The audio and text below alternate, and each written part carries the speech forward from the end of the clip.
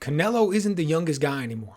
His birth certificate says that he's 34 years old, but this is going to be his 67th professional fight that he's stepping into when he goes in there against Edgar Berlanga. And he has had a lot of wear and tear over the years, man. He has had a lot of tough fights. I mean, we all remember when he was a young guy and he stepped in there and he got rocked by Jose Cotto, and I was sitting in there and I'm watching the fight and I'm wondering, is he going to make it out of the round? They've been building this young dude up a lot, man. Is he all of a sudden just going to blow it in the very first time that we really see him on this big stage? And lo and behold, he goes and he's able to pull it out. And then we see him go on this run. I mean, think about the names that he's rattled off over the years. Carlos Baldomir, Kermit Cintron, Shane Mosley, Austin Trout, Erislandy Lara, Miguel Cotto, the wars with Triple G, moving up and knocking out Kovalev, moving back down, solidifying 168 pounds. I mean, the names that he's fought, the people that he's beat, this dude has been in there and done it. He has been competing at a world-class level for almost a decade and a half. Then think about who he's stepping in there with. Edgar Berlanga. What does Edgar Berlanga have to his resume? What kind of world-class competition? What kind of world beaters? How many people has Edgar Berlanga stepped in there with that are going to be in the Hall of Fame? What kind of experience does he have? Comes up really short in that regard, right? There is absolutely nothing impressive about Edgar Berlanga's resume, and there is absolutely nothing on Edgar Berlanga's resume that could even hold a candle to what Canelo has done in his career. But Canelo is not at the peak of his career anymore. Canelo is not at the height of his powers. This is not prime Canelo. Canelo's on the downslide. Berlanga, on the other hand, young dude. Big, strong for the division, punches hard, hungry. And even though that he doesn't have the resume, that doesn't mean that he can't win. Man, history is littered with young guys who were very talented, who did not yet have the resume, who went in there and defeated somebody who was far more accomplished than them. The problem for Berlanga is that's not what's going to happen this time. He's not going to go in there and beat Canelo. He doesn't have what it takes. You know, I hate to just cut right to the chase and be so blunt about it, but that's the fact of the matter, okay? Berlanga's got two things that are going to prevent him from winning this fight. One is his defense. His defense is far too flawed to deal with somebody like Canelo. Canelo's got all the experience in the world. He punches hard. He's fast. He's got the ring IQ. He knows how to use his feints and his footwork. He knows how to use his jab when he wants to, but he's not dependent on it. He's got the right hand, great left hook, knows how to mix things up, punch in combination, punch with single shots. He can go to the body. He can take it upstairs. He changes the speed of his shot. Whatever he wants to do, he's going to be able to figure it out. And if you don't have a defense that's going to be able to deal with it, then that's it. It's over. Right? Canelo doesn't lose fights because he's offensively limited. Canelo doesn't lose fights because he can't figure out how to get his punches off. That's not what the situation is. Canelo, when you look back at the fights that Canelo's lost, it's because his opponent was better than him. His opponent was able to go in there and get his game plan off.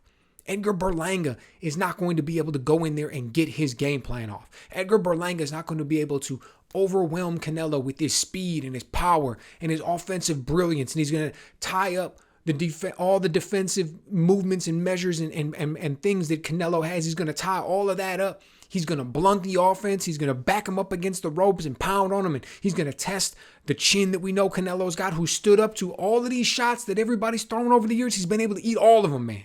He's been able to take all of those shots. Berlanga is not going to be the guy that's going to go in there and do it. Although I will say this. Should Canelo stick around long enough, there will come a time when somebody will be able to dent that chin. And it may not necessarily be the biggest puncher that he's ever faced. It will be through an accumulation of punches that eventually that's what's going to happen to him. But again, that's not what's going to happen with Berlanga.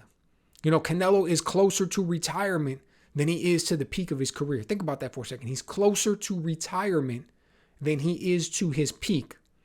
He's still going to be able to beat Berlanga. Now, I mentioned the defensive flaws that Berlanga has. That's one of the things that's going to keep him from winning this fight. The second one that's going to keep him from winning the fight is the fact that he doesn't know how to control the distance. Unless he's getting his jab off. Now, I get it. You look at these last two fights, he hooked up with his trainer.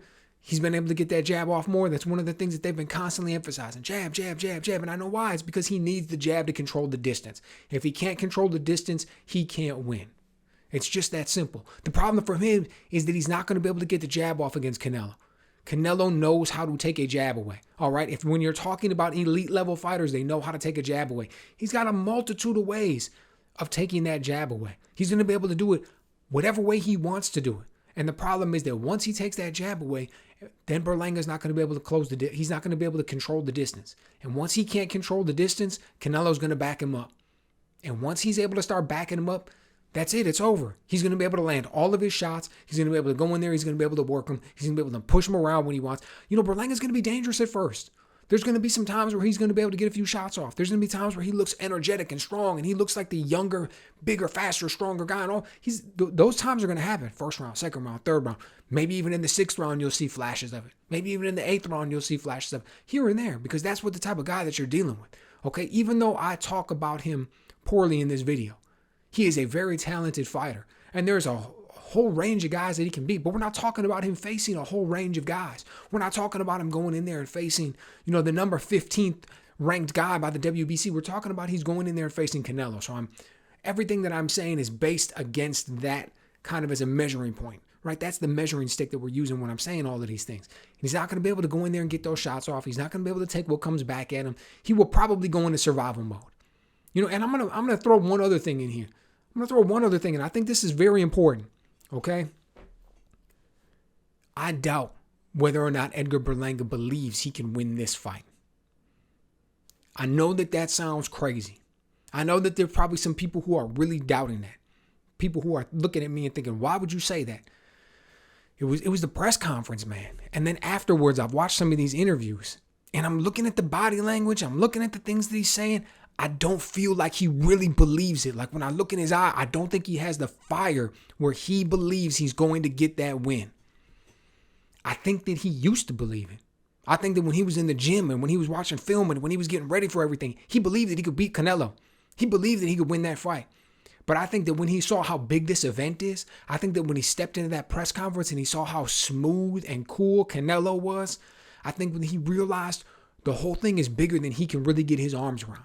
This whole thing is bigger than he could imagine. I think that he's starting to realize just what it means when people say that there's levels to the game.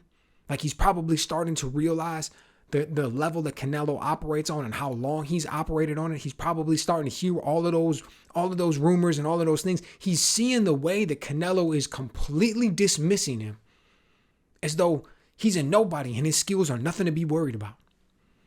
And I think that he's internalizing that. And that is sowing the seeds of doubt. Man ain't got nothing but a puncher's chance. That's my take on it. So let me know what you guys think. Am I underestimating what Edgar Berlanga brings to the table and he's going to show up with something? Or is this going to be the Canelo show? And really we're only debating about whether or not he's going to get the stoppage or whether or not this is going to be a dominant victory that comes out on points. Let me know what you guys think.